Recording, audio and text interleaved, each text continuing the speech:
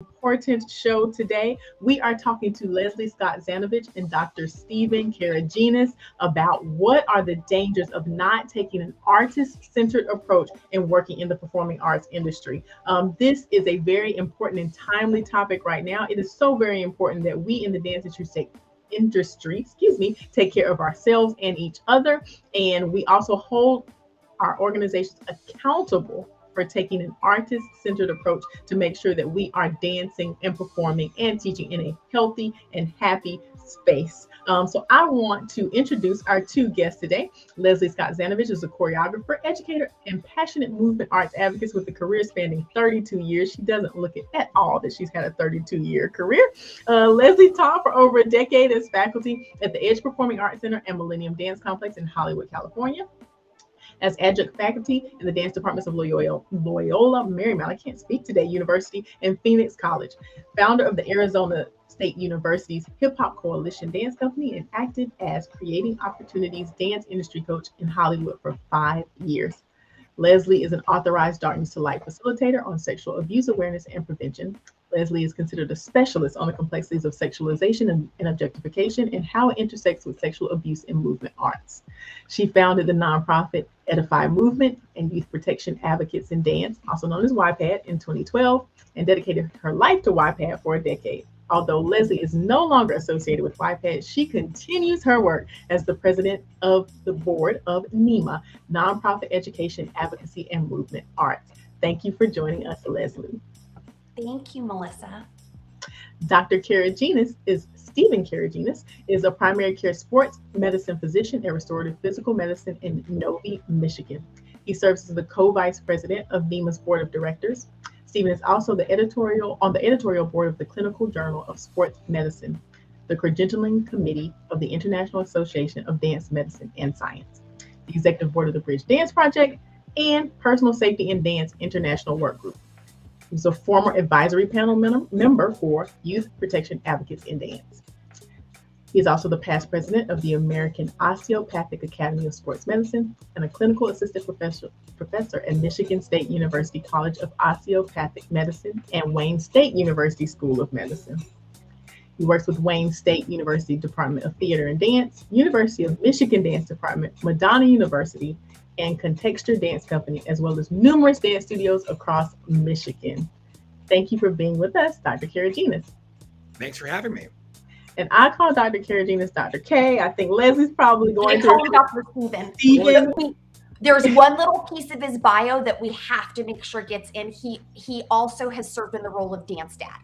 Oh, yes, that is. Which I feel in working with Dr. Stephen, like, expands his ability to contribute on like a whole new level. Right. Dance dad is very important and probably very hard. You probably put it like right up there at the. Oh, yeah. Where's the next check go out to? Oh my gosh, that's the most taxing work you do is writing checks, right? I think a lot of people can relate to that. So thank you both for being here and for all of the work that you continue to do to create a safer, healthier dance space for performing artists. And the emotional and mental toll that working in this industry takes on or requires is just sometimes it can be very exhausting. So I'm gonna direct this to Leslie first. What is your inspiration and motivation for committing to this work, and how do you stay committed through the most challenging times? That's a great question. I think for many of us that become advocates and educators beyond the moves, it is really rooted in our own personal frontline experience and feeling like we didn't have advocates, feeling like we didn't have a support system, feeling that we were brave and courageous and we tried to speak up about things that felt out of alignment to us or felt scary or unsafe, and we were not met with an open ear or an open heart. And in many cases, we were actually met with the opposite, with people telling us that we needed to be silenced, that the show must go on. So for me, I'm, and I think that it's just important at the front of this, just because our work does go on the continuum of abuses, Mhm. all the way to the more extreme forms of sexual abuse and sex trafficking and objectification. I just want to give your audience that activation warning that we may dip into those topics today. So the great thing about this is something that you can revisit if you Mm. need to step away for a moment. But I wanted to preface that because for me, I'm a survivor of child sexual abuse. I'm a survivor of adult sexual assault, and I endured a lot of abuses while I was a professional dancer in Hollywood for almost 20 years. Mm. And so I really look at the times where I tried to speak up, I tried to advocate, and I was just met with actually more reinforcement and praise for compliance, Oh, wow. for silencing that part of me that was either feeling harmed emotionally, physically, or spiritually. So for me, doing work with the colleagues on NEMA, like Dr. Tomian Roberts, who's a specialist and a co-VP Yes. on objectification and sexualization, Dr. Christina Donaldson, who's a clinical psychologist, who is our education director, who also grew up dancing since 3 and endured a lot of these continuums of abuse herself, to working with Dr. Steven, to Keanu Uchida, who is a co-founder and sits on the board, and Suave and Stevie and this amazing board. There's also Crystal, Andre, and Alexia. Mm. We all share a thread of commitment to how incredible the movement arts is. So I think that that's very important. We're not just here because of our witnessing or experiencing the harms, because if we were, we would just be like, deuces, we're out. We're Right. here because we also have witnessed the way that it can edify and create community and help people find themselves. And it is joy and it is celebration and it is therapy. Mhm. And so for us to do this work is safeguarding that. Right. Is safeguarding that. Right. And it's so very important to protect it because it's such an amazing outlet for so many people, so many young people who are coming up, and so many people who have been in it for their entire life. So we have to protect it at all costs. And thank you so much for the work in your whole team and what they're doing. I want to talk about the artist-centered approach that we want to talk about today. I'm going to direct this to Dr. K because I know we hear in medicine about the patient-centered approach a lot. And so, taking an artist-centered approach in this work, what does that actually mean? Well, so the idea about a artist-centered approach, like in sports medicine, athlete-centered approach, in medicine, a patient-centered approach, it's one of the things that's not me is it's not like letting the dancer do whatever they want to do. Like Right. choreograph your own piece and do it, because I know when I see other choreographers and company managers hear that phrase, they're like, I'm Right. the expert. I know what's going on here. They're just like working for me. So, Hmm. so what it means truly though is that you have the interest and the concerns and the welfare of the dancer, the artist, at the focal point of everything you do. So even when you're choreographing, you obviously have a vision you want to choreograph, but too many times you see yourself as the center of everything, and then okay, these are the pieces I need to create this piece. Move around. And Right. I need this done now. And like the best example I can use on this, and I'm dealing with this right now with one of the colleges here in the area. They just started their big show for the year this week, and they have 4 full dress rehearsals before their shows, and then they have tech before that even, and that's also ramping up to all the cleaning and they do before that point. So they're exhausted in many cases before they actually perform the actual show. Right. With every other activity, like in marathon training, 2 weeks before your run, you're tapering down. You're doing a third to two fifths of what you would do normally for running.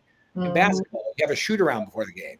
Mhm. Football, day before a game, you have a walkthrough, we call it. Mhm. You don't hit the day before a game. You're not Right. exerting yourself like that. So because we learned that in the athletics, keeping the focus on the athlete's needs to perform better then helps achieve the overall goal of the team. Mhm. So an artist-centered approach, it's basically taking all those elements of what a performer needs to maximize their ability Mhm. to able to thrive in that environment, which we've seen time and time again improves the overall performance of the company, of the product, and of the artistic expression of Mhm. that performer. Hmm. I know sometimes that can be it can seem like the total opposite of what you want to do. Like you want us to pull back. Oh my gosh, before a performance, but it makes so much sense. And like you said, Right. it's something that is done so widely in every other sport.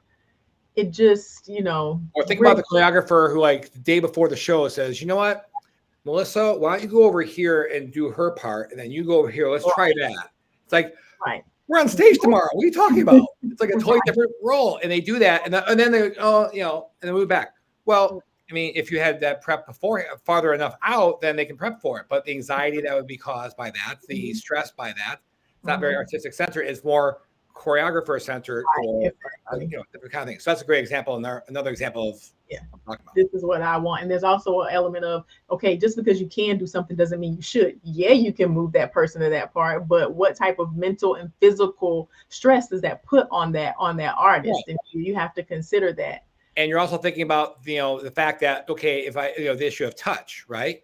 Uh-huh. And, I have to be able to touch the dancer. And well, sometimes it is okay to say, I kind of, in the beginning, get permission, because sometimes we take it again. It's not thinking about the person's concerns when Mhm. you're talking about touch and how you manipulate them and how you interact with them. Mhm. Sometimes it has to be talked about before in advance to make sure everybody's comfortable with that. And then you can progress forward. But by even acknowledging that the person has a thought process, absorbing the teaching, absorbing the contact, that's already showing more signs of putting the artist at the center of everything, versus they're the object that I can put my hands on, And move around. do what I want to do. And you signed up for this, so you signed up for this, therefore I can do what I want to do. Right. That's kind of that's the antithesis of that. So Right. Right. Well, Leslie, what are some of the dangers for performing artists when they work in a space that's not artist centered? trauma Mm, in the short and long term. mm, Um, uh, Complex PTSD even. wow. And uh, a dehumanization. The In Dr. Tomian's work on objectification, we have research that shows us that when we are in an environment that treats us as an object, when we turn a person into a product, when we develop a praise reward system, and we also develop a punishment system, Mm, said or unsaid, whether that is said covertly, overtly, or both, within not just individual environments, whether we're talking about at home with our caretakers, because that's crucial, and the adults in our life in our home environment, to the culture at our studio, to mhm, the culture with our agents. For those of us that have relationships to agents, what happens when we don't want to do a job our agent wants to send us out on? What happens when we say no? Are we punished? mhm, What happens when we speak up? Are we humiliated? Are we degraded? I've mhm. experienced all of that. And what happens to the human spirit over a period of time when you were in this system is dehumanization. And Right. what Tommy Ann's research and a lot of what Stephen is doing with the physical, and merging the psychology of injury, is really recognizing that the biggest consequence to the system is we start to participate in our own self objectification. We start to lose self regard. Mm, We start to be quiet. We start to ignore our pain. Our spirit starts to get dim, and we lose sovereignty. mm, And that takes a significant toll on mental wellness. mhm, A significant toll on mental wellness when you feel that not only are the people around you that are supposed to be advocating for you are treating you like an object, but that you start to believe that that must be the best way to be in this moment, and you start to, I believe, unconsciously participate in harming yourself, right. by dancing injured, getting multiple cortisone shots, Mm, going along with coercion, being quiet when there's sexual harassment, just mm, going along to get along. It's very confusing, because a lot of times someone who started out as our primary mentor, as our icon, as our our hero could even be the person that ends up losing regard for our safety. So Right. it's very confusing to understand the ecosystem here and the hierarchy and the power differentials and the abuses of power, because even that person in that power position has another person. And so it's very easy to lose regard for someone who maybe at one point you truly did love and mentor. And there is a lot of psychological abuse, grooming, priming that comes in this industry.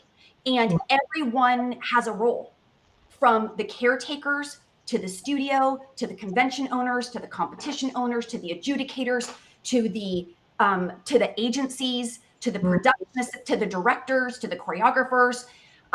Everyone has a role. Mm-hmm. There's no such thing as neutral energy. Everyone has an opportunity to step into a power position to eradicate the continuum of abuse in our industry. Mm-hmm. But what happens is a lot of time trauma is the obstacle to getting there.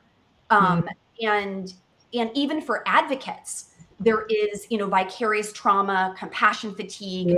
The reason I'm on a sabbatical right now is the results of that. Mm-hmm. So, I'm grateful I have a board that is supportive of me taking this sabbatical. But I look at this, if I was to have brought this to, let's say, a dance job I'm on. Let's say I was on a big, huge job directing a big show that had a deadline and had a budget and a lot riding on it. Would I have been met with compassion? Probably not. I would have probably had to be in a car accident and be hospitalized, or Right. literally legit have some type of a physical illness In order to be able to receive that. Mental wellness, the stigma around that is still unfortunately alive and well. Right.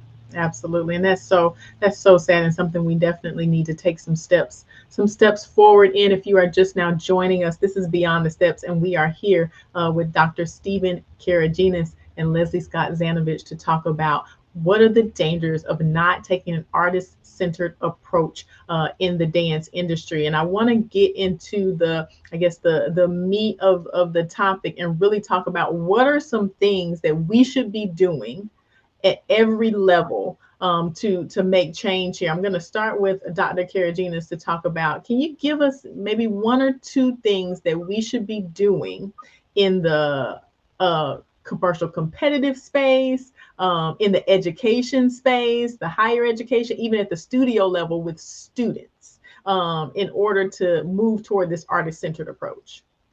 Well, I think the first thing is having a conversation with the parents, openly discussing expectations and opening lines of communication. Too many studios, I find that, and by the way, referring to what Leslie has talked about, not every person who is causing abuse is necessarily evil or bad or even aware. So Right. that's another thing that people don't understand sometimes, that they, even when it's pointed out to them, a lot of times they're like, oh my gosh, I didn't know I was doing that. I'm so sorry. That's how I was trained. So a lot of this is talking about, you mentioned the culture that builds, it envelopes everybody. So that's an important point when we discuss these issues, is not blaming anybody and try to play don't play the blame game with people, but try to open up the lines of communication so that everybody is understanding of what's expected, what the dancer expects, what they want when they come there. It just takes a little bit extra time. Some studios they claim that they're so busy and they can't possibly do that with everybody. Well, then maybe that you should be doing what you're doing. If you run a dance school, for instance, I had one studio once to say before, she got so flustered when we brought these issues up to her. This isn't a school like a college or school or anything like that. And right above them was the School of Dance. Right. You are a school, and it takes a little bit of time to get feedback on things. So making it feel like they can voice their concerns and understand, that's the first step, is educating the people who are running the school. And then when the parents and the kids feel like they can say what they want to say and express themselves, and be able to open that communication up firsthand, that helps them not build stress internally and be able to voice concerns before things go bad for them, before they even reach a critical point. they can ask questions, and they can, and they may not even want to go to that studio. They may not want to even do some of the choreography that they're not comfortable with. I mean, sometimes, like in baseball, for instance, there are some kids now who are doing more of these mental health screenings on younger baseball players because some kids don't want, they may have a strong arm, but can't be a pitcher. If you think about it, a pitcher is the player in the middle of the field with everything in the game revolves around. Everything everybody waits for the pitcher to throw the ball. So all that attention is on a kid, and it's 10 years old. Some of these kids can't handle that. So think about a dancer, barely any clothes on, staying on stage, doing her solo from a huge auditorium. Some of these kids shouldn't be forced to do a solo. Maybe some of these kids aren't maybe ready for that kind of pressure yet. So but you won't know that unless you talk to the family, talk to the mom. And some studios I work with, they're on the pulse of everything. Every single kid, the teacher will tell me, give me a whole list, a report about the kind of kid they are and all the things, everything. Other places, like, I need her back for this production number. I need her back now. What's his name? The guy, oh my gosh. Or whatever. What's her name again? Huh? Yeah. Right. You know what I mean? So that's, to me, that's I mean, there's lots of things we can get into here, but that's what the first big step is, just in the beginning, opening up things. Again, doesn't mean that the kid can't work hard. The kid can't follow choreography. The kid should be telling the teacher, here's what I want to do. I mean, I'm not saying that it has to be like that, but you have to be able to let the dancer feel as though they're part of their own dance, part of their own story, part of their own, they're part of their own performance. Right. Leslie, to connect off of what Dr. K just talked about, making that space for the concerns to be expressed and, making it a safe space to be able to express yourself before things become a concern. How important is it as an educator with your education experience that you have in the classroom? How important is it to understand how you should respond to those concerns? Because unfortunately, as dance educators, in the past, people have become defensive. What? Wait, that's not what we're supposed. That's not what I do. Or are you saying I don't know how to do my job? Or, it becomes a defensive stance. How important is it? And how do you suggest you respond in a way that creates that relationship? I mean, what Dr. Stephen, it's so funny, you and I call him different things, but to the viewer, we're all talking about Dr. Stephen Karageanes. I'm sure you picked up on that. I had a lot of years, when you asked me earlier my why, another reason I think is important to bring here is my why is I was a part of the system of harm for many, many years. After I arrived in Hollywood, I quickly got swept up into being told, well, this is how we do it. This is the best way to be. When we talk in psychology about generational trauma, we need to look in the ecosystem of performing arts, movement arts. There is this generational standard of treating the artist as an object. And that's the best way to actually be. And if we give them a say, we're going soft on them. Stephen talks about this so well. We're not going to build resilient dancers. We're not going to get out of them, we need to break them down to build them up. That kind of mentality that we now know through research comes at a cost, comes at a consequence. Not just short term, but long term, to bodies, to our physical wellness, to our emotional wellness. And so I think that when the education of centering the idea of, first of all, diversity because a lot of times people are coming to you with something that maybe it's, hey, I don't like some of the things I see at this convention. I've seen some things that seem very highly sexualized. I don't feel comfortable with my child participating at this convention. Instead of getting defensive, like, oh my gosh, I picked, or defending your choice, take a breath, count to 10, be willing to be curious. Dr. Tina, who's the NEMA education coordinator I mentioned, and also Kimberly Gerstheimer, who's our CARES coordinator. She's a social worker and a master's in dance. They both talk about when our nervous system goes up, one of the best ways to bring it down is to move from ego and defensiveness to being curious. What I feel threatened by is going to be different than Stephen, is going to be different than you. When we are running a studio or a dance related organization, you are going to have hundreds of different value systems, different religions, different cultures, different beliefs, different boundaries. And I really do think that there is also an importance for training before. That is like one of the biggest reasons that we created YPAD was to be preventative. And one of the biggest reasons why we're moving that work and continue with NEMA is because education is power is not just a cliche.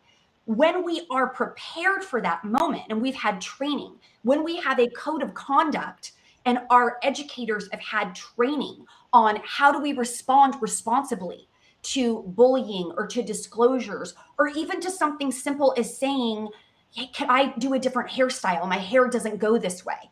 Being culturally sensitive.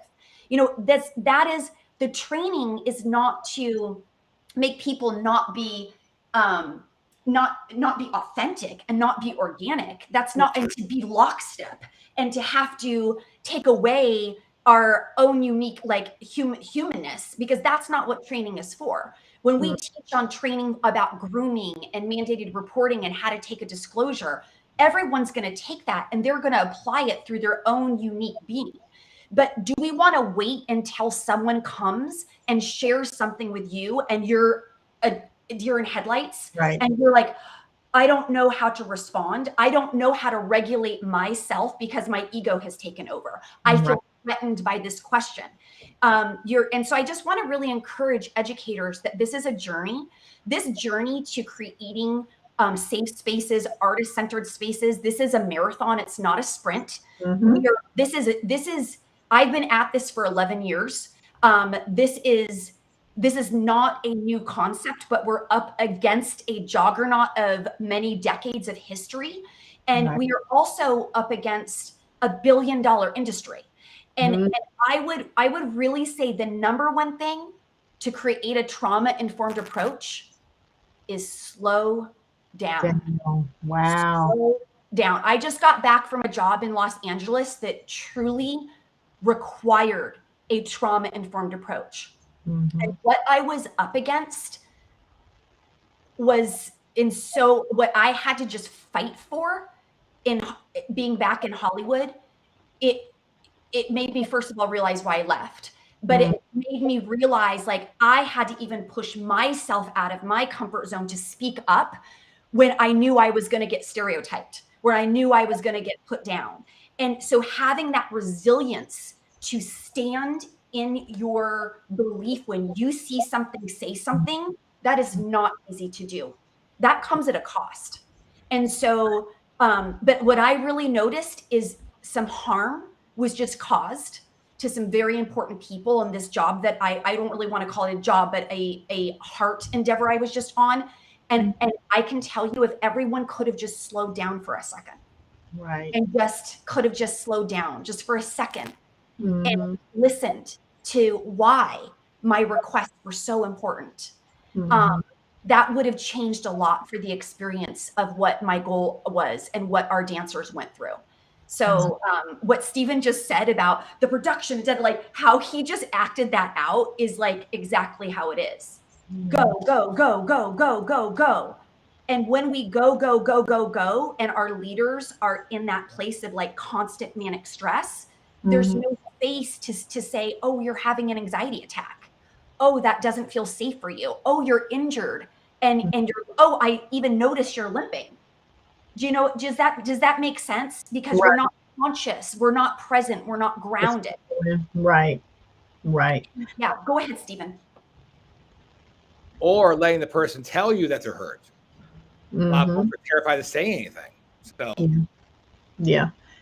That kind of leads into the professional space. It sounds like we've kind of already stepped into what are the steps that we need to take in the professional space to make it more artist centered. I hear Leslie very clearly saying, slow down. Slow down. What do you say, Leslie, to people who are in the professional space and they're like, if we slow down, we lose. If we slow down, we lose money. If we slow down, we might not get asked to come back for this job. If we slow down, the show doesn't open on time. If we, the myriad of things that you can insert in, if we slow down, fill in blank.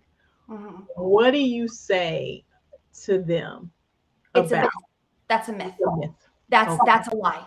That's a narrative that we have been told because it is scary to confront mental wellness in our industry and how much our industry treats people as objects. It's very scary to confront this. You will not only, this is what I would also say, not only is that a false narrative, that is a regurgitation of an old way of thinking that has caused a lot of harm. It not only is that, it's actually, it needs a reframe, because I'm telling you, the studios and the jobs and the agents that I have worked with that are willing to take an artist-centered approach, they are happier, they sleep better at night, they feel better, they have less chronic pain, less chronic injuries. There is a payout to the entire industry. There is a payout to the art that is created when we are not creating art and creating productions by harming people in the process. And so I would challenge that entire narrative and ask us to, with a loving heart. I had to do this. I did this. That's the only way I created YPAD, is I had to say, it happened in an orphanage. I left Hollywood. I went on a 30-day mission trip to teach dance at an orphanage. It was the first time that I got back in touch with, these kids don't know my resume. These kids don't care if my stomach is flat. They don't care if my booty is bootylicious. Like, they could care less how packed my classes are at Millennium. They don't care how many followers I have. And I saw the medicinal impact of dance on children who had been traumatized in many ways. And at that moment in 2011, I had already been marinating on creating a nonprofit that served these issues. And it made me really come to I had to look in the mirror and say, Leslie, you can either continue to be a part of this system of harm, or you can do something to change it. And so I had to be loving with myself and had to reckon with the things that I had done, the ways that I had treated my assistants, the way I had treated my dancers, the way I had treated myself. And so I would invite everyone into that self-reflection, that self-inventory, and do it with grace, remove shame, and then replace it with a rejuvenated spirit to commit yourself to a different way and find community. Find community, because you don't have to be alone. When I tried to do this in Hollywood, I was alone for quite some time, but now I'm not anymore. Because now this is, I mean, just to be quite honest, these topics are trending now. Like, when I started speaking out about this in 2010, 2011 in the center of Hollywood, which eventually led to an organization developed to address this, this was not a cool topic. But I was blessed to meet doctors like Dr. Stephen, Dr. Tomia, and Dr. T, who were able to co-sign my visceral frontline experience with research, with data. And bring all of this. And I'm grateful now to see there's multiple organizations. There's multiple organizations now that are trying to center this, because we should all be trying to center this. Right. That's such great point and so beautifully put, Leslie. Thank you so much for that. If you're just now joining us, we are talking to Dr. Stephen Karageanes and Leslie Scott Zanovitch about how we need to take an artist-centered approach in the dance industry to prevent trauma and harm to our performance athletes and everyone who's a part of this community. If you did not catch the episode from the beginning, full episodes are available at Apollo Performance and at TP Dance Creations on YouTube and Facebook. I want to go to Dr. K about advocacy. How important and how do you advocate for yourself? Because I think that advocating for yourself as the actual artist is going to be what's going to force change at the higher levels, right? So talk about advocacy. What does that look like? What does advocating for yourself look like? Well, advocating for yourself is basically speaking up. It's basically voicing. You're being your own best representative, essentially. So a lot of times we want to look to someone else to be able to say, can you Mom, can you talk to this person and do this for me and find out if this is okay to do, and essentially what you're encouraging artists to do is say, speak up for yourself, for your needs, communicate your wants, your needs, what's affecting you, what's not affecting you, and be able to not have fear of reprisal because of simply expressing what is going on with you, and view in your own opinions too.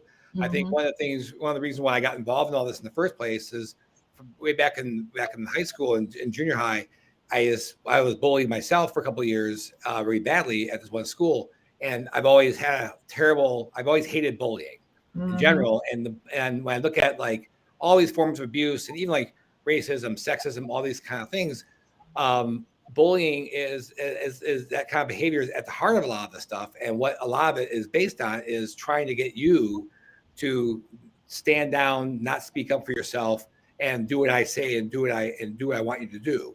I don't care what you want. I'm doing it. I can call you names. You're going to like it. Don't speak up. Right. And so advocacy essentially is, and again, it's very hard sometimes to do it on your own. That's why you want to try to get resources that can help you understand how to advocate for yourself. Different organizations, as I mentioned before, with the issue of suicide, for instance, so many times some of these terrible situations can be averted if there was any way to reach out to that person. And if a person is struggling, sometimes we don't know until it's too late. And so we encourage people to putting advocacy resources out there for everybody to help them find a way to advocate for themselves is the mission of all these different organizations. So it's not all you got to do is reach out. If you ask for help, you shall receive kind of approach, really. But that may require you to find advocacy help outside of the dance environment you're in right now. A big reason why we're trying to work with different studios and conventions and professional companies individually as well as in mass, because again, that's creating that safe enough space for someone to be able to say, I can't handle this. I'm really stressed out. I'm going crazy here. And sometimes it can be something like, oh my gosh, I didn't realize I have you doing two things at the same time. I'm sorry, I didn't realize that. It can be something as simple as that. But the advocacy, when we say advocacy, it doesn't mean someone else doing it for you. The idea is to help you be able to understand what you need, how to articulate what you need, be able to express it. Right. A lot of times it's just like, I don't know I'm just going crazy. I don't know what's going on. I don't know how to handle this. And then be able to say something and be able to recognize something yourself internally before it builds up to anything more severe. Right. Absolutely. Melissa, can I tag on that really quick? Yes. I mean, everything that Dr. Stephen just said is why we have the CARES program, because our CARES program is staffed with people who, if you want to advocate for yourself, but you need some support, you need some love, you need a safe place where you can even figure it out. Sometimes people see things or they experience things and they don't even know what has happened. They're like, oh, I witnessed something. It made me feel very scared, but it's kind of normal. No one else seemed to react the way that I reacted. Like everyone kind of blew it off. Like it's not a big deal. Like in me working with survivors of abuse in this industry, a lot of that is almost like you're gaslighting yourself. Right. You have an internal gaslighter who is trying to say, oh, well, that's not what it was, or there's something wrong with me that I feel so violated right now. And so there's also Athletes Helpline that was just recently released through Child Help, which is an awesome nonprofit. There are more and more free confidential spaces where you can get on a phone and you can process. You don't have to worry about if you have the right words, if you have all the facts in place. Like our brains, I think it's so important that we understand suicidal ideation. By the time someone gets to suicidal ideation, PTSD is a physical injury to the brain. Trauma is a physical injury to the brain. This is, a lot of people think just because someone has had a traumatic event does not equal they're mentally ill. Right. Just because someone has had a series of traumatic events, what is trauma? Trauma is a violation of your boundaries. That's what trauma is. And there are micro traumas that happen to us across our lives. And there's a continuum from the seemingly benign, the traumas that we all endure every day because we live in a culture that treats us as objects, from our media, making this normal, all the way through to bigger violations, assault. I've seen this happen with NDAs, violations of lack of informed consent.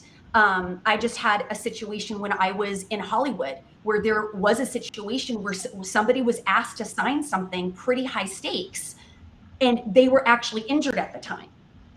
Wow. I had to intervene. You're asking someone as they are on the ground with an injury, crying, why I'm icing, and you're literally slipping in something for them to sign. And thank God for my training that I said, this is inappropriate. This is highly inappropriate, because they wanted them to sign a waiver. Do you understand what I'm saying? Like that right there, Dr. Stephen is so right. That person is not evil. That person was sent by another person.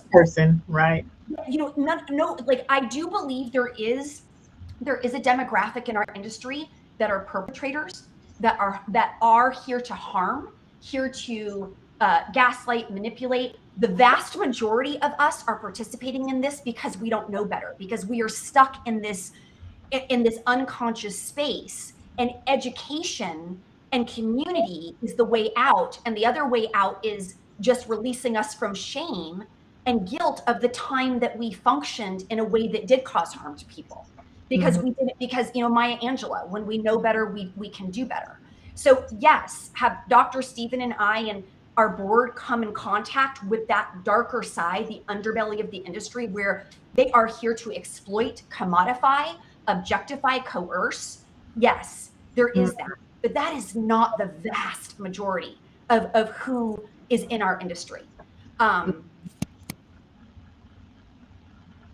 Awesome. I just want to, Dr. K is going to need to step away. So I just wanted to alert everybody that he's going to disappear from the frame to go help people. And that's why we definitely have to let him go help people, because he is much needed. But thank you so much. Can we say something about Dr. K before he goes? Yes, absolutely. Okay. So I had the blessing of actually being treated by Dr. K, Dr. Stephen, at one point. One of the things that Doctors for Dancers and Dr. Stephen Karageanes here is doing is to advocate to see physicians that actually understand the movement arts, because there is a thing called treatment-induced trauma. When I met Dr. K, I had, because I'd gone to all of these physicians that basically blew me off.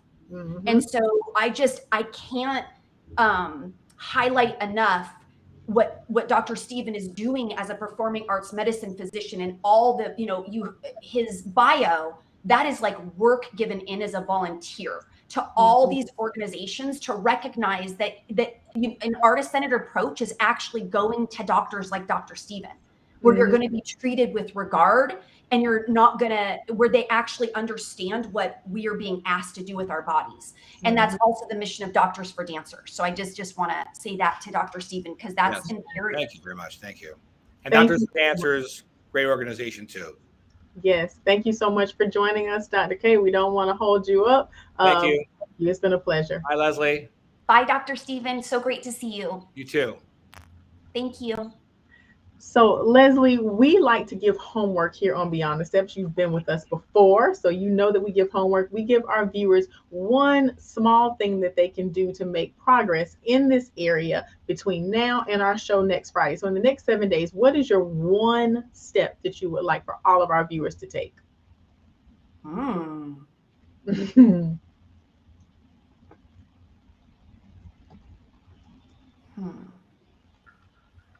It's tough because there's so much, right? There's so much to be done.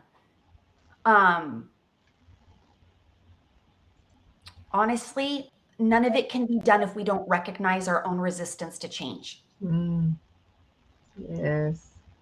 I mean, I could say, go get training. I could say, go engage in a workshop, go learn this, don't go learn that. But if you're not showing up with a humble willingness to listen, and to, like I said, my advocacy, the 11 years I've been in this only came because I had to break down to break through. This wasn't like I was in Hollywood and was just pointing at everyone else and like, look at them and look at them. Like, truly, I had those experiences. I had to do this. I had to do this first because I can't control all these other people. I can't control all these other, $1 million dance related organizations that have power. All I can do is control my role and my impact and my butterfly effect in the greater system. And I would do not underestimate your power in this space. Right. Don't underestimate that, and don't underestimate that when you are brave, you deserve someone to say, that was hard. You did something brave. You spoke up. That must have been horrible to that. I mean, it's like heart palpitations, and the truth is there is punishment. I'm sorry to say, but there is punishment. But there's reward on the other side as well. Like if you can move through. Melissa, I'd never be sitting here with people like you. Right. Or Casey or Stephen or Dr. T, like all of these incredible people that I now have as my new community, people that actually care about these topics, that what you just said is there is suffering in advocacy. I'm sorry, but there is. Yep. Because no one likes to feel excluded. No one likes to feel like they are suddenly, like they're the only one that is saying, hey, I don't want to dance on concrete for 5 hours in high heels. And actually I should be getting hazard pay for this. Like that is so hard because you get stigmatized and labeled as the problematic dancer. But I would say, and so that just one thing was homework. Look at your own heart disposition, but I know that your audience is filled with people who are already on deck, who they already have that heart disposition. They are already like in advocacy. Right. I would say the healer needs healers. The encourager needs an encourager. Be hyper aware of how doing this work around trauma recovery and trying to advocate and educate on creating safer spaces in dance. Be very, very hyper vigilant of what it does to you as a human spirit, and find people that can lift you up as you were lifting others up. Because it is burnout in any type of advocacy, any nonprofit work. There's a reason why burnout is so it's so normalized. You know what I'm saying? It doesn't have to be nonprofit work, any work that does this. This is tough when you have that duality of something that you love so much that has helped you and given you so many gifts, also at the same time can cause so much harm. That is psychologically and spiritually and emotionally a very conflicted and tender and tricky space to be in. So I just want to say, I see you, I hear you. Find safe people to move through this journey of advocacy with you, and finding your own strength to speak up, and know that there will be a time where it may hurt, where you may have to actually let go of friends. You may have to let go of agents. You may have to change studios. You may have to shed, pluck, prune.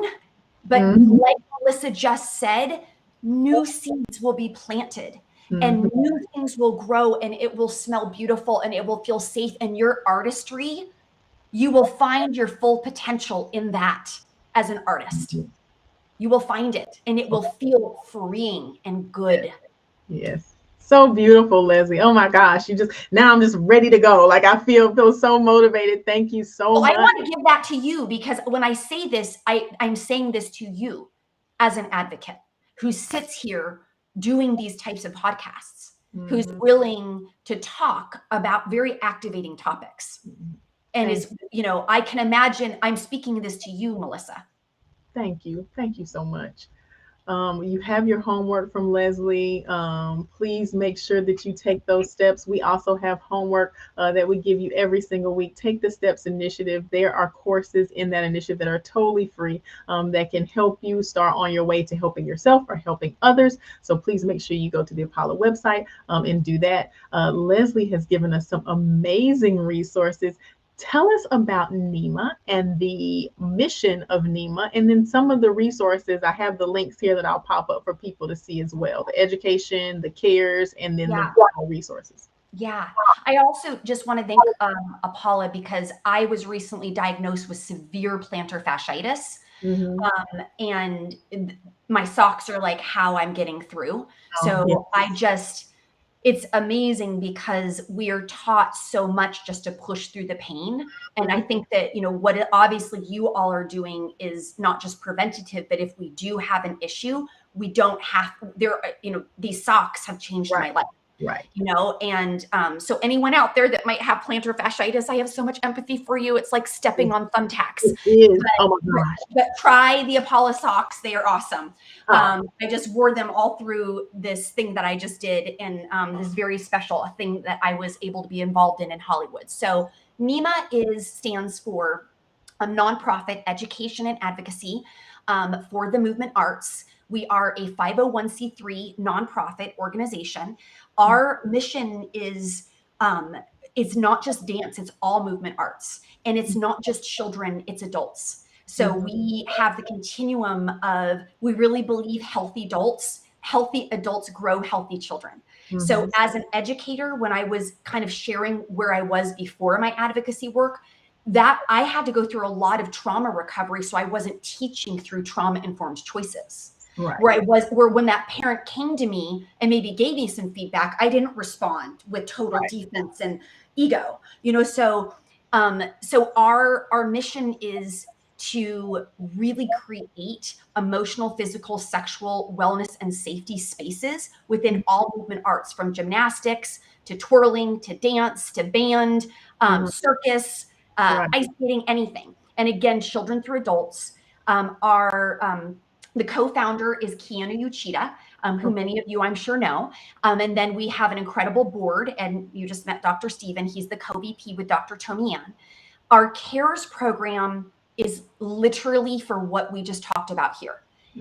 It's anything from, if you've seen something and you don't know how to say something, maybe you don't know what you've seen. CARES stands for Compassionate Advocates Providing Resources, Education, and Support. And I love how that spells CARES. Right. Our coordinator is Kimberly Gerstheimer. She has a master's in social work and a master's in dance. And it's staffed with clinical psychologists, Dr. Stevens, social workers, and we are able to handle basically the continuum of abuses or fears in dance, eating disorders, body image, sexual abuse. Are you in an abusive power situation? Are you in an NDA situation where it's been weaponized against you and you are feeling silenced or coerced or threatened? Really anything to do with emotional, physical, and sexual wellness and safety, because you shouldn't have to navigate this alone. And that's what CARES is for. It's completely free. It's completely confidential. It's not therapy, but we can help you get to therapy. Something like that Dr. T has helped people with is, where do you live? What's your health insurance? Oh, you don't have health insurance? Let me find you access to healthcare in your area, to a therapist in your area. It's really hard to say advocate for yourself when you are in a broken down and scared place. That you need at that point when your resilience is so low, when you maybe are already in suicidal ideation, when you're dealing with self-harm. Maybe you're a teacher and you've noticed that one of your students might be self-harming and you don't know how to bring it to the parent. Call CARES. Get on a conversation. We can help you figure out some language and how to navigate that journey. It's very nuanced. I'm so proud of the CARES program because it is so needed, that when a lot of times, Melissa, when people come across moments to advocate, do you know a lot of times they freeze and they don't do anything? And it's not because they don't care. It's because they are not well resourced. They don't know what do. They're afraid if they do something, they might cause harm. And so Right. a lot of times people just put their head in the sand, Mhm. but it's not because they don't care. Right. So It's cares can be there for you so right. that you can get some good, guidance and resources. And then education department is led by Dr. Christina Donaldson. We have our Learn and Grow, which is for adults, all dance related organizations or movement arts related organizations. Those can be customized. We can do any type of workshop. If you wanted a workshop just on sexual abuse and prevention and awareness and how to respond responsibly, disclosures, mandated reporter, we can do that. If you want something just on body image, if you want something just on self-esteem and self-compassion, we can customize that. And then Inside Moves is the exact same thing, but for ages 5 to 17 or 18, because we know a lot of studios have seniors who turn Right. 18. But Inside Moves is going inside to that, that spirit swag of that dancer, how to help them navigate the impact of social media. We can teach on topics from media literacy to body love, really anything that has to do again with emotional and physical, and even sexual wellness. We can outsource you to organizations like Child Help, who does have curriculum around consent for minors.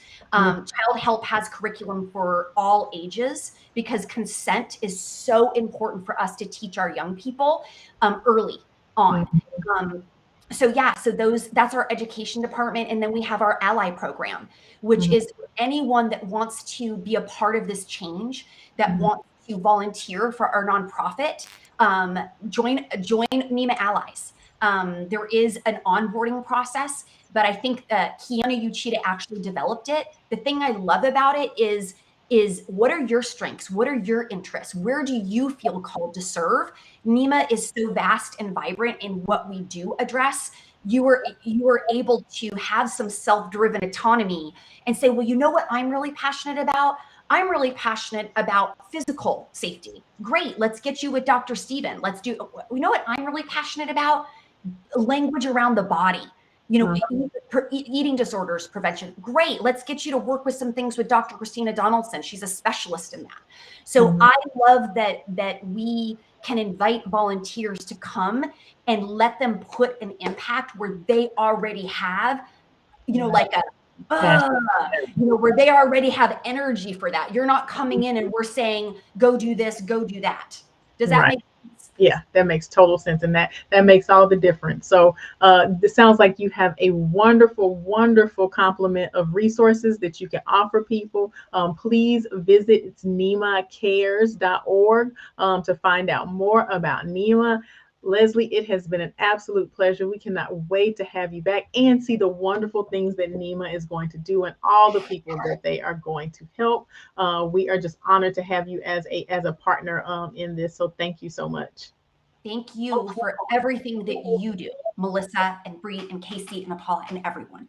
So Beyond the Steps. Next Friday, we will have Gina McFadden on talking about what are the top 5 ways to help children build healthy habits. Bree will be back with me, and we are going to have a wonderful conversation with Gina that's so very important to making sure our children are growing into happy, healthy adults that have positive and healthy habits that they have built. If you did not get to watch this entire episode, please go back and watch. It is so awesome. Go to Facebook or YouTube at Apollo Performance and at TP Dance Creations to find the full episode. But until next time, you have your homework from Leslie and continue your journey beyond the steps. See you later.